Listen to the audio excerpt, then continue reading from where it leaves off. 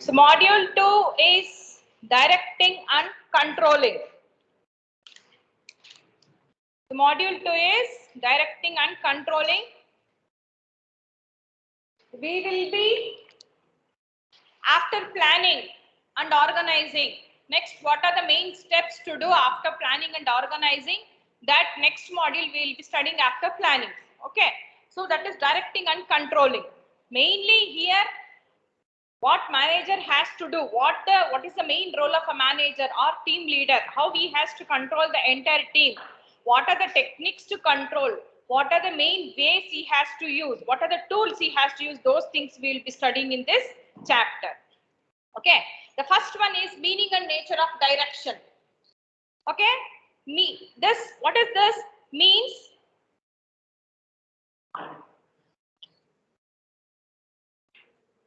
Check this one. Orders and leading and motivating subordinates as they go about executing orders, and this is a process consisting of techniques utilized in issuing instructions and making certain that operations are carried as on originally planned. That is mainly thing is here. Directing is a manager or a person who is mainly responsible for employers who is there. He has to lead the team. He has to motivate the people who are there in that team so that these subordinates will follow all his orders given by the manager. That is what directing. Being a manager, just ordering is not that. Okay, once a manager is there in a company, what he has to do, he has to direct the people, he has to tell. So this is the so and so product or so and so problem I am giving to you people. You people have to take care of this. I will be directing you, I will be guiding you in a proper way. That will be the manager thing, that's all. He will not technically involve in anything. In that team, a main important leader will be there and he will take care of everything. Only the thing is we will tell, I want this product. For example, you are developing one product like mobile phone, or you are developing a software for a mobile phone, or developing an app for a mobile phone. Being a manager, what I do is I tell a team to do this, that's all. That is my work, that's all. Then in that managing team, there will be one team leader where he will be directing all the employees properly, that whenever he is directing properly, the employees has to obey his orders. That is what directing. Okay, they should not go apart from the orders whichever given by the team leader or the manager. That is what directing. Leading and motivating the subordinates as they go about executing orders. When I am a manager, I will order you, yes, that's all. Then I will motivate you, yes. If you are not able to do a work, I have to motivate you that yes, you can do this work in this way. I can tell you people, I can direct you people. When this communication happens between the manager and lower level employees, what happens? Whatever the problem is given to them, that will be executed very easily. So directing should be done properly. Don't just order them. You always direct them in a way, proper path, lead them to a proper path so that they can execute whatever you are telling. That is what directing. Okay. It is used to stimulate actions by giving direction to his subordinates through orders and also supervise their work to ensure that the plans and policies achieve the desired action and results. That is what the main action, that is the main importance of direction. That is, he stimulates the action, he'll direct you by giving directions to his subordinates through orders. I'll direct you, I will give you some set of orders. Yes, this is the input I am giving you. You have to complete this work within 5 to 6 days amount of time I am giving you. These many hours you can take, these many inputs I am giving, whatever the software requirements, hardware requirements I am providing to you, you have to complete this order, that's all. That is what he is ordering you people, that is he is directing you people, that is known as direction. Okay, stimulate action by giving directions to his subordinates through orders. Okay, it will be like a written document, the manager will submit to the team leader. So team leader has to obey the manager and he has to do the work. Okay, and also supervise their work, ensure that plans and policies achieve the desired results and actions. That is very important. After ordering you, you have to see whether whatever the directions have given, they are able to follow those directions and they are able to give the required result to the manager or not. You people have to direct in, and you people have to, whenever the manager is there, he has to keep on checking with the employees whether doing their every day they have to go and they have to check. Okay, they have to check whether the employees are doing properly or not, whether they are able to utilize all the resources or not. All these things they have to do. Okay, finally you have to get a desired result from that. Next one is to conclude direction. It is a process of utilizing the techniques in issuing instructions and making certain that operations are carried out as on originally planned. This is very, very important. This is the main definition of direction. These two are the things for your understanding purpose. If they ask you what is direction, you write this one, last one. Okay, it is a process of utilizing the techniques in issuing instructions and making certain operations are carried out as an originally planned. I am issuing the order to you with set of instructions, and I'll tell you to execute this plan, and finally you have to get the result. That is known as direction. Okay, understood? This is the main definition of the direction you people have to write. Next, what are the main important principles? When you go with this management, whatever topic you take, either the topic will be having characteristics or the topic will be having principles. Limitations, that's all. These will be the main things in your management you have to study.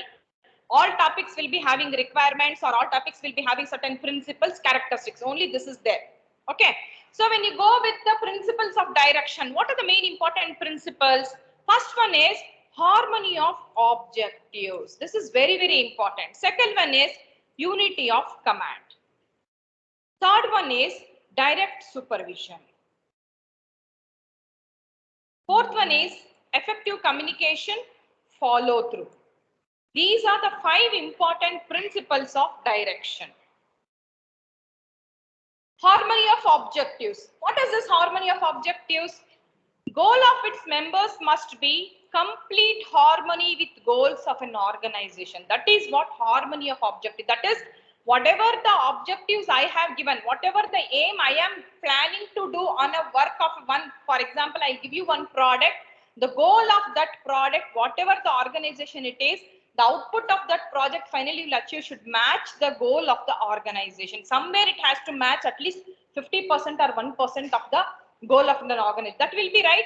For example, now in our organization, what is the goal of the organization?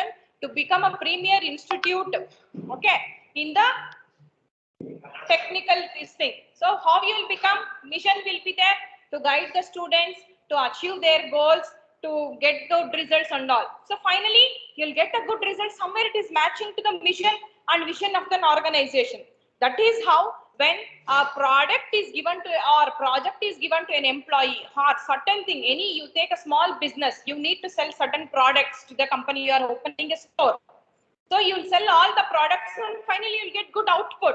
That output is matching with the goal of an organization. That is goal of the store. What is the main goal? My goal is whatever the products I am giving these 2 weeks, I have to sell all the products to the customers so that I should get good profit. That is your goal, right? So I sell 100% all the products and I am getting certain profit. I am achieving the goal.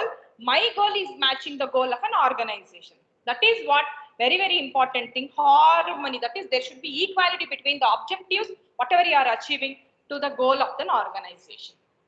Okay.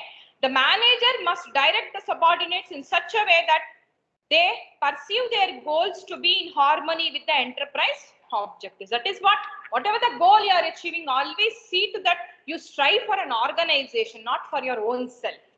Okay. Example, company's profits may be associated with employees' gains by giving additional bonus, promotion like this. I'll give you additional promotion, bonus, everything. I'll tell you, you have to work for so and so many hours. For example, you have to work for OT also, you have to complete the project. But from that, I am giving you certain bonus, you have to give back to the company also. When 100% bonus is given to you, you have to give 200% profit to the company. That is what, you have to work equally with the organization. When I'm giving certain bonus, I'll give you 10,000 extra in your salary. You have to work like that only. Like that only, they'll not just give you 10,000 or something. So you have to take certain things from the company and you have to work for the company.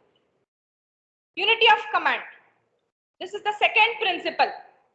Subordinates must receive orders and instructions from one supervisor, only the violation of which may lead to conflicting orders, divided loyalties, and decreased personal responsibility for results. What is this? Unity of command.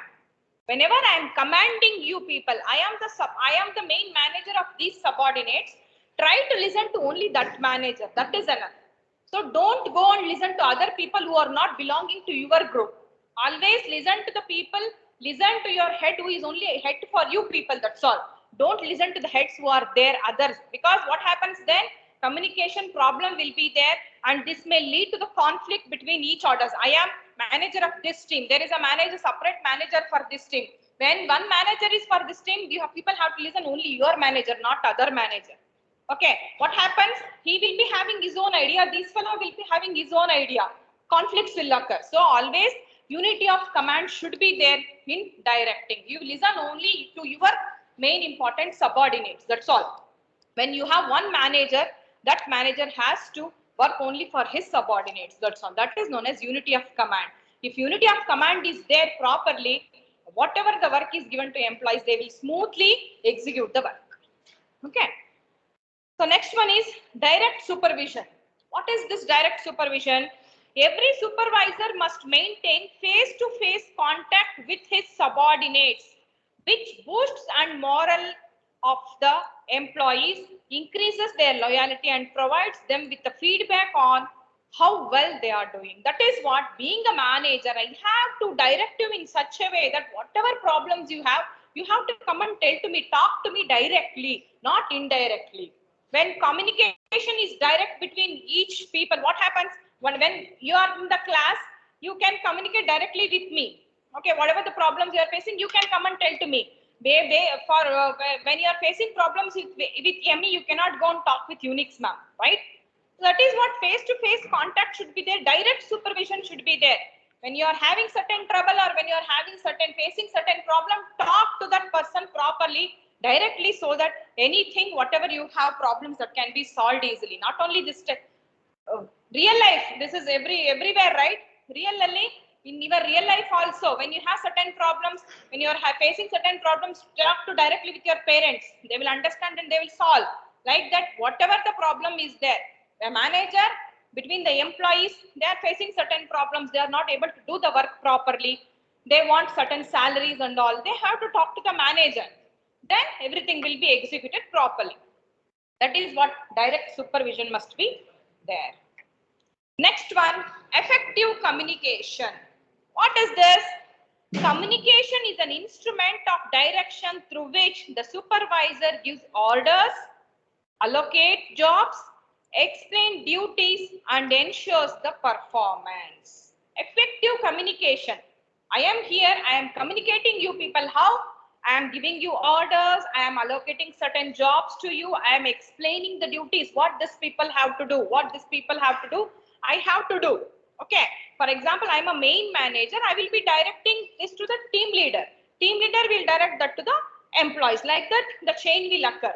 Okay. It is a two-way process which enables the supervisor to know how his subordinates feel about the company and how the company feels on number of issues concerning them. When a subordinate is there, how he is feeling about the company. If I am ordering you, I am explaining the duties to you. You have to directly contact with me. Efficient communication should be there. I will give you certain work to you. For example, I gave assignment to these people. I told all they have to write all the theories, but they did not communicate with me. They did not tell, ma'am, there are so much theories, I cannot write on Helila. Because they had done certain, it was their mistake, they accepted it and they have to write and they have to submit it. Like that, within the employees, what happens?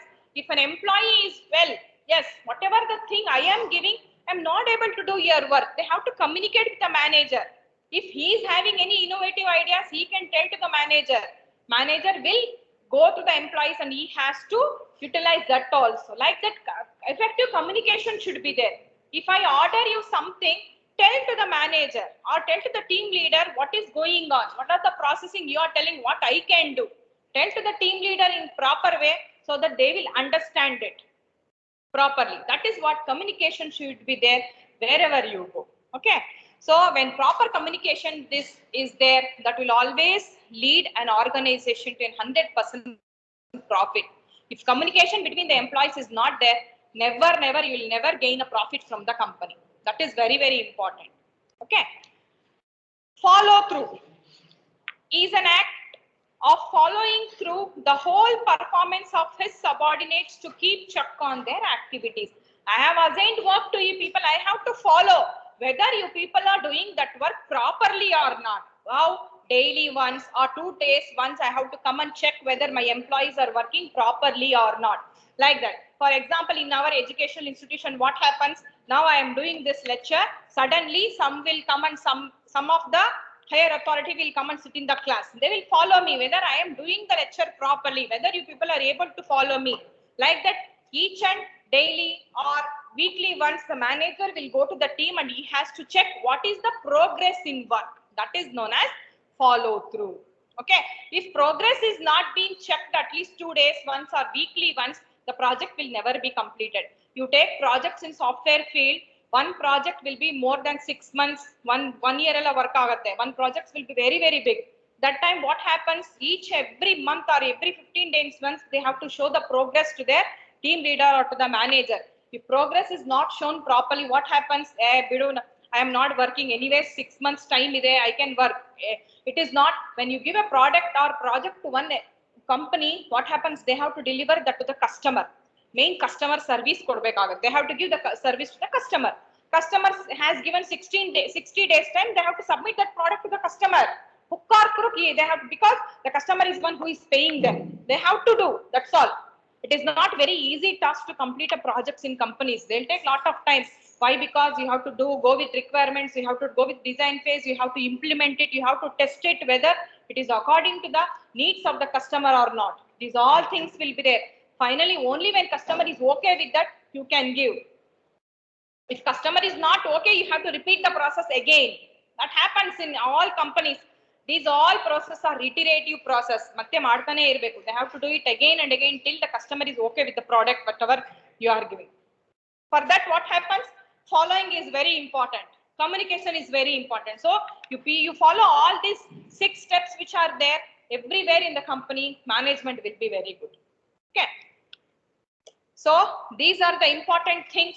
Very, very important question from this topic is principles of effective direction. This is 6 marks question.